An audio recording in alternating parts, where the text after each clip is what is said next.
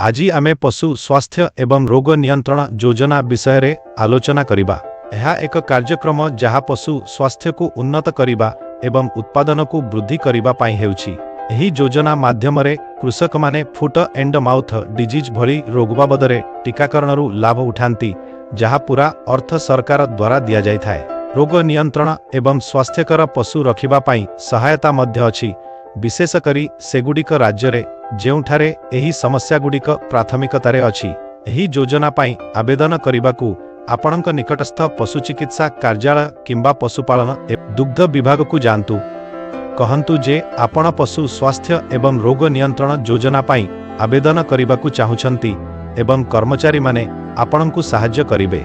एही कार्यालय रु एक पूर्ण होइथिबा आवेदन फॉर्म, आपणक आधार कार्डर एक नकल एवं पशु मालिकी विवरणी दलिल आणंतु। आपण एही आवश्यकीय दलिल ट्याबरे एही आपरे मध्य पाई परिबे।